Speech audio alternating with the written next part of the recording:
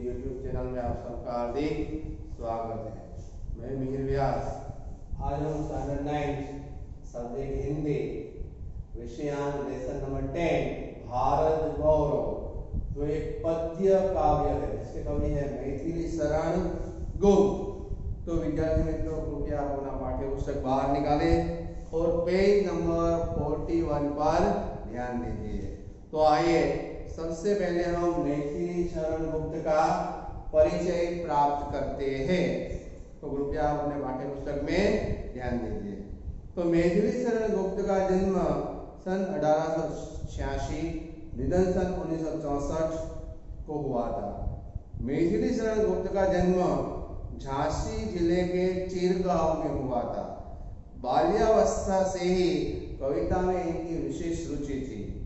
इनकी प्रारंभिक रचनाएं हिंदी की पत्रिका सरस्वती में प्रकाशित हुई। महावीर प्रसाद द्विवेदी के प्रोत्साहन ने इनके कवि व्यक्तित्व का परिष्कार कर से प्रभावित होकर इनकी कविताओं में राष्ट्रीय चेतना और स्वदेश गौरव के गुण सुनाई देने लगे। राम भक्ति में शराब होकर पारिवारिक संस्कारों ने इन्हें राम काव्य लिखने के लिए भी प्रोत्साहित किया। इसी कारण से ये राष्ट्र कवि के संबोधन से प्रसिद्ध हुए। भारत भारती, साकेत, पंचवटी, यशोधरा, विष्णुप्रिया आदि इनकी प्रमुख रचनाएं हैं। हिंदी साहित्य एवं शिक्षा के क्षेत्र में अपना अनुभव योगदान के कारण इन्हें 1954 में पद्म भूषण की उपाधि से अलंकृत किया गया था। राज्यसभा का सदस्य भी इन्हें मनोनीत किया गया है। प्रस्तुत काव्य भारत भारती से लिया गया है। भारत गौरव किसमें से लिया गया है? भारत भारती महामंडलयन कीजिए, पूछा जाएगा। जिसमें 3 खंड में देश का अतीत, वर्तमान और भविष्य चित्रित है। मैथिली शरण गुप्त जी ने भारत के अतीत का गौरवशाली चित्रण यहाँ प्रस्तुत किया है और इन्हीं विशेषताओं के आधार पर उसे विश्व के सिरमौर यानी श्रेष्ठ पद पर प्रतिष्ठापित किया है। इस काव्य में कवि ने भारतीय सभ्यता और संस्कृति का ज्ञान गौरवगान किया है। इसके साथ साथ आर्यों और द्रविड़ों के महान जीवन आदर्शों का भी चित्रण किया है। यहाँ 4 पंक्ति के 4 विषय वस्तु है। पहली पंक्ति में भूलोक का गौरव, दूसरी में संसार में श्रेष्ठ अथवा सिरमौर, तीसरी पंक्ति में हमारे विद्या, कला, कौशल में सबसे हम आगे, चौथी पंक्ति में आर्यों की महानता के बारे में उसके गुण बताए गए हैं। तो आइए पढ़ते हैं मैथिली शरण गुप्त का काव्य भारत गौरव। तो पहले मैं अपने आप स्वस्वर गान में इसका गान करूंगा, सुनिए। भूलोक का गौरव, प्रकृति का पुण्य लीला स्थल का, फैला मनोहर गिरि हिमालय पल गंगा जल जहां, संपूर्ण देशों से अधिक किस देश का उत्कर्ष है, उसका भी जो ऋषि भूमि है वह कौन भारतवर्ष है। हाँ, वृद्ध भारतवर्षी संसार का सिरमौर है, ऐसा पुरातन देश कोई विश्व में क्या और है। भगवान की भवबुद्धियों का यह प्रथम भंडार है, विधि ने किया न सृष्टि का पहले यही विस्तार है। तीसरी पंक्ति, यह पुण्य भूमि प्रसिद्ध है, इसके निवासी आर्य है, विद्या कला कौशल्य सबसे जो प्रथम आचार्य है। सनातन संतान उसकी आज अद्यपि हम अधोगति में पड़े, पर चिन्ह उनकी उच्चता के आज भी कुछ है खड़े। वे आर्य ही थे जो कभी अपने लिए जीते न थे, वे सात रत हो मोह की मदिरा कभी पीते न थे। संसार के उपहार हित जब जन्म लेते थे सभी, निश्रेष्ठ होकर किस तरह वे बैठ सकते थे कभी। तो आइए अब इसी कविता की ये चारों पंक्तियों का हम एक एक पंक्ति को लेकर उसका भावार्थ देखेंगे और काव्य को समझेंगे। तो सबसे पहली पंक्ति, भूलोक का गौरव, प्रकृति का पुण्य लीला स्थल कहाँ, फैला मनोहर गिरि हिमालय और गंगा जल जहां। तो वह स्थान कहाँ है जिस पर पूरे संसार को गौरव है और जो प्रकृति की पवित्र क्रीड़ा भूमि है। लीला स्थल यानी क्रीड़ा भूमि। संपूर्ण देशों से अधिक किस देश का उत्कर्ष है? उत्कर्ष यानी विकास। तो दुनिया के सभी देशों में सबसे अधिक श्रेष्ठ उन्नत देश कौन सा है? उसका की जो ऋषि भूमि है वह कौन? भारतवर्ष है। कि वह देश और कोई नहीं, यह ऋषियों की पवित्र भूमि है और वह भारत देश है। तो पहली पंक्ति हमने देखी कि भूलोक का गौरव, प्रकृति का पुण्य लीला स्थल कहाँ? फैला मनोहर गिरि हिमालय और गंगा जल जहाँ। कि वह स्थान कहाँ है जिस पर पूरे संसार को गर्व है और जो प्रकृति की पवित्र लीला स्थल यानी क्रीड़ा भूमि है, वह स्थान वही है जो हिमालय पर्वत फैला हुआ है और जहाँ गंगा नदी बहती है। संपूर्ण देशों से अधिक किस देश का उत्कर्ष है? उसका की जो ऋषि भूमि है वह कौन? भारतवर्ष है।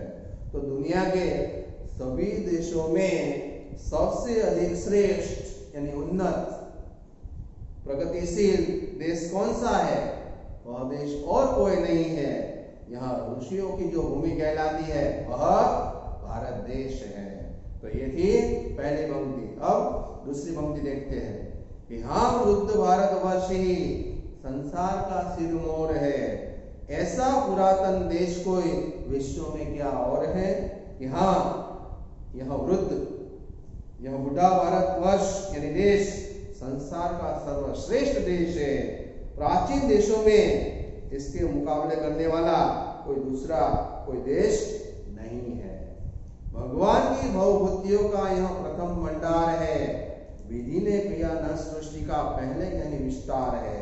तो भगवान ने पूरे संसार के वैभव, उसके संपत्ति के जो स्थान सबसे पहले बनाए उनका प्रथम संग्रह यानी भंडार यही भारत देश है। यहाँ विधि यानी ब्रह्मा जी ने सृष्टि की रचना करने वाले जो ब्रह्मा जी है, उस ब्रह्मा जी ने मानव सृष्टि का विस्तार भी यही भारत देश में किया है। तो ये दूसरी पंक्ति है। फिर से, यहाँ वृद्ध भारतवर्ष ही संसार का सिरमौर है। ऐसा पुरातन देश कोई विश्व में क्या और है? यहाँ यह वृद्ध, यह बुढ़ा भारतवर्ष यानी देश संसार का सर्वश्रेष्ठ देश है। प्राचीन देशों में इस भारत देश का मुकाबला करने वाला और कोई देश नहीं है। भगवान की भवभूतियों का यह प्रथम भंडार है। विधि ने किया न सृष्टि का पहले यही विस्तार है। तो भगवान ने संसार में वैभव और संपत्ति की जो स्थान सबसे पहले बनाए, सृष्टि की रचना जहाँ सबसे पहले की, उनका प्रथम संग्रह भंडार इसी देश में हुआ है। और ब्रह्मा जी ने विधि यानी ब्रह्मा, सृष्टि की रचना करने वाले देवता ब्रह्मा जी ने मानव सृष्टि का निर्माण भी यहीं से किया है, उसका विस्तार भी यहीं से किया है। तो ये थी दूसरी पंक्ति। अब तीसरी, यह पुण्य भूमि प्रसिद्ध है, इसके निवासी आर्य है। विद्या कला कौशल्य सबके जो प्रथम आचार्य है। तो तीसरी पंक्ति में विद्या कला कौशल्य में सबसे आगे। तो भारतवर्ष की यह पवित्र धरती सारे विश्व में प्रसिद्ध है। इस देश के निवासी आर्य है। उन्होंने ही सारे संसार को सबसे पहले विद्या कला और कौशल्य का ज्ञान दिया है। किसने? आर्यों ने। तो यह पुण्य भूमि प्रसिद्ध है, इसके निवासी आर्य है। विद्या कला कौशल्य सबके तो प्रथम आचार्य है। तो भारत देश की यह पवित्र धरती सारे विश्व में प्रसिद्ध है। इस देश के निवासी आर्य है। उन्होंने ही सारे संसार को सबसे पहले विद्या प्राप्त कराई, कला और कौशल्य का ज्ञान दिया। उसके बाद की पंक्ति, संतान उनकी ही आज यद्यपि हम अधोगति में पड़े, पर चिन्ह उनकी उच्चता के आज भी कुछ है। तो अधोगति यानी अवनति। तो यद्यपि उन आर्यों की संताने आज हम अवनति अधोगति बुरी दशा में पड़े हुए हैं, फिर भी उनके महान चरित्र के कुछ निशान आज भी यहाँ मौजूद है। तो संतान उनकी आज यद्यपि हम अधोगति में पड़े, पर चिन्ह उनकी उच्चता के आज भी कुछ है खड़े। यद्यपि उन आर्यों की संतानें आज हम बुरी दशा में है, फिर भी उनके महान चरित्र के कुछ निशान आज भी यहाँ मौजूद है। लास्ट पंक्ति, वे आर्य ही थे जो कभी अपने लिए जीते न थे, वे स्वार्थरत हो मोह की मदिरा कभी पीते न थे। मदिरा यानी शराब, स्वार्थरत यानी केवल अपना ही लाभ देखने वाला। तो वे आर्य ही थे जो अपने जीवन को कभी अपना नहीं समझते थे, उन्हें कभी अपने ही स्वार्थ, अपने ही लाभ का कभी मोह नहीं होता था। संसार के उपकार ही जब जन्म लेते थे सभी, निश्चेष्ट होकर किस तरह वे बैठ सकते थे कभी। तो वे संसार का उपकार करने के लिए जन्म लेते थे, फिर वे निष्क्रिय होकर, निष्क्रिय होकर, बिना कार्य करने वाले होकर वे कैसे बैठ सकते थे। तो ये चौथी पंक्ति, वे आर्य ही थे जो कभी अपने लिए जीते न थे, वे स्वार्थरत हो मोह की मदिरा कभी पीते न थे।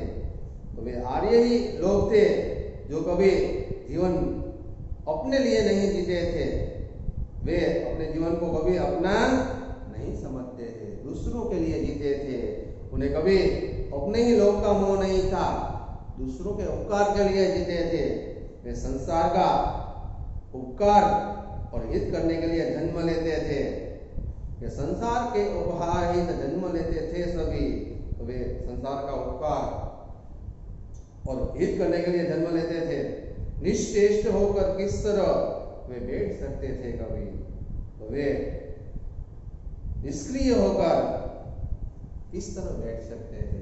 वो दूसरों के हित के लिए, उपकार करने के लिए उन्होंने जन्म लिया था, फिर वह निष्क्रिय होकर बिना कार्य करने वाले रहकर किस तरह बैठे रहते हैं। तो यहाँ हमने चारों पंक्तियों का भावार्थ देखा, आपको अच्छी तरह से समझ में आया होगा। पहला भूलोक का गौरव पहली पंक्ति में, दूसरी पंक्ति में संसार में श्रेष्ठ, तीसरी पंक्ति में आर्यों ने विद्या, कला, कौशल में सबसे आगे बढ़ाया, और अंत में आर्यों की महानता जो खुद अपने लिए नहीं दूसरों के हित के लिए जीते थे और दूसरों के लिए वह जन्म लेते थे, फिर वह किस तरह निष्क्रिय होकर बैठे रहे थे।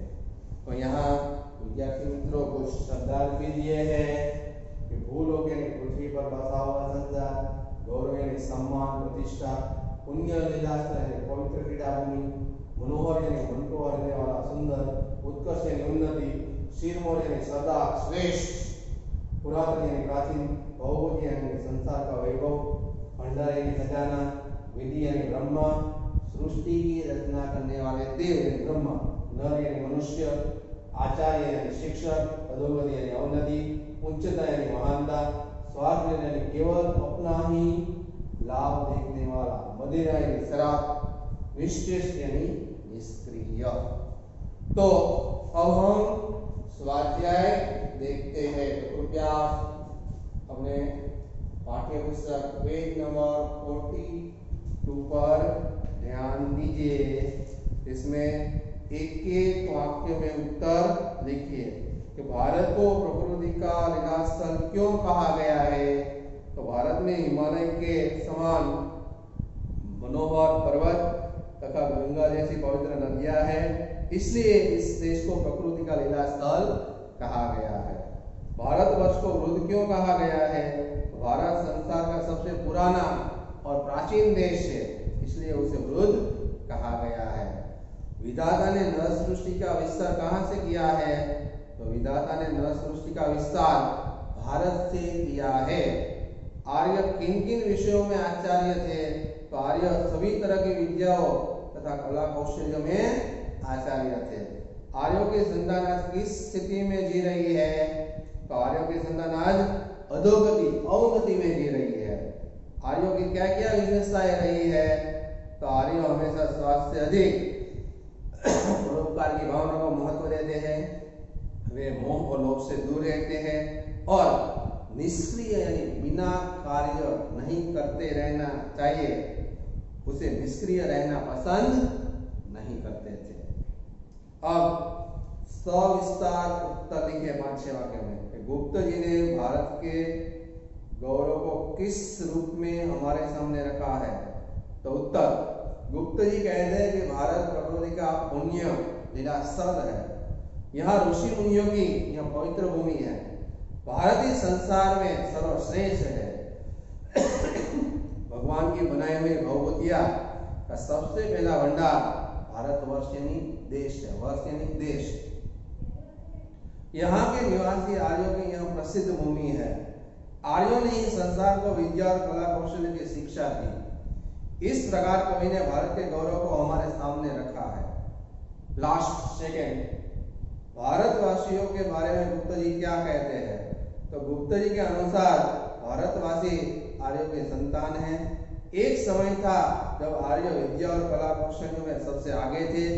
ज्ञान विज्ञान के क्षेत्र में उनका कोई मुकाबला नहीं कर सकता था, परंतु उन महान आर्यों के संतान होकर भी आज भारतवासी अधोगति में पड़े हुए हैं।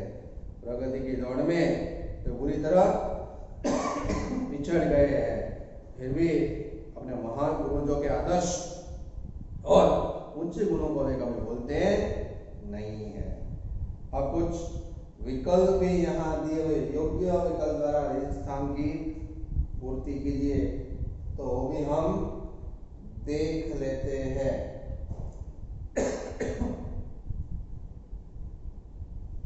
तो भारत को खलीजिया कहा गया है, ऋषि भूमि, तपोभूमि के वीर भूमि।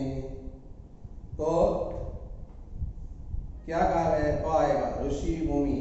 वृद्ध भारतवासी संसार का खलीजिया है। तिलक आभूषण के सिर मोर, तो सिर मोर आएगा। गो, विधि ने खलीजिया का विस्तार यहीं से किया है, नर सृष्टि का, जीव सृष्टि का कि पशु सृष्टि का। तो कौन सा आएगा, क, नर सृष्टि। भारत के निवासी खलीजिया है। मंगोल आर्य के सब, ख, आर्य, आर्यों के संतान की आज खलीजिया हो गई है। अधोगति उन्नति के अवगति, तो क आएगा अधोगति। फिर विद्यार्थी मित्रों, क्वेश्चन नंबर 4 है, वो आपको होमवर्क में मैं आपको दे दूंगा, लेकिन उसके पहले लास्ट जो क्वेश्चन है, भाव स्पष्ट कीजिए, वो मैं आपको करवा देता हूँ। कि वृद्ध भारतवर्ष संसार का सिर मोर है, तो उसका आज से आपको स्पष्ट करना है। कैसे करेंगे, तो उसका अर्थ इस प्रकार है कि सिर मोर का अर्थ है सरदार अथवा श्रेष्ठ चरित्र वाला नायक। प्राचीन काल में ज्ञान विज्ञान के क्षेत्र में भारत सबसे आगे था। भारत ने ही दुनिया को भिन्न भिन्न विद्याएं सिखाई और कला कौशल्य का ज्ञान दिया। इस देश ने संसार को सभ्यता और संस्कृति के पाठ सिखाए। आज भी हमारा देश संसार को सुख शांति और मानवता का संदेश दे रहा है। इस क्षेत्र में दुनिया उसके नेतृत्व को सराह रही है।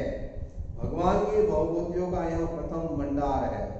तो भवभूतियां अर्थात संसार के वैभव के उपकरण, सोना चांदी, हीरे मोती आदि बहुमूल्य पदार्थों का भारत ने पता लगाया। रेशमी वस्त्र बनाने की कला यहीं विकसित हुई। इस प्रकार भारत में केवल ज्ञान विज्ञान का विकास ही नहीं हुआ, वैभव के उपकरणों का उपयोग भी यहाँ से आरंभ हुआ। उसके बाद ये विरुद्धार्थी शब्द लिखिए, तो भी मैं आपको करवा देता हूं। तो विरुद्धार्थी शब्द, अधोगति तो उद्वगति, वृद्ध तो युवा, पुरातन तो नूतन, प्रथम तो अंतिम, विस्तार तो संकुचन, पुण्य भूमि तो पाप भूमि, उत्कर्ष तो अपकर्ष, उच्च तो निम्न। फिर पर्यायवाची शब्द भी दिए हुए हैं, हिमालय, तो हिमगिरी, गंगा तो भागीरथी, गिरी तो पर्वत, भूमि तो धरा, विश्व तो संसार, मदिरा तो शराब, निश्चेष तो निष्क्रिय, उत्कर्ष तो उन्नति। ये था विरुद्धार्थी शब्द और पर्यायवाची शब्द। अब आपको मैं लास्ट होमवर्क दे रहा हूं, आप ध्यान दीजिए कि आपको क्वेश्चन नंबर 4 यहाँ भी आपको लिख देता हूं, तो आपको अपनी ही होमवर्क बुक में करना है।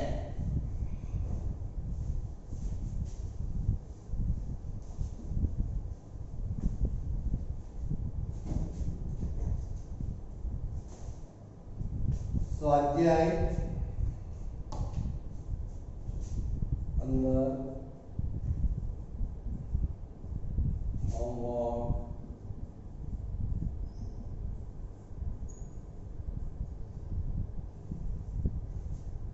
पेज नंबर 42 पर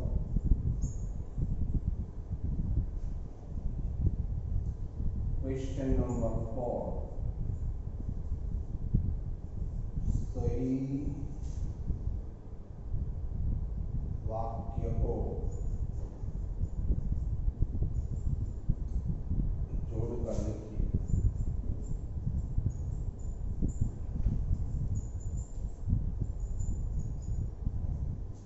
तो सही वाक्य को जोड़कर लिखिए। यहाँ क विभाग को ख विभाग के साथ उचित रूप में जोड़ते हुए लिखना है। तो पेज नंबर 42 पर क्वेश्चन नंबर 4 यहाँ दिया हुआ है, इसको जोड़कर आपको अपनी होमवर्क बुक में लिखना है। अगले पीरियड में हम मिलेंगे।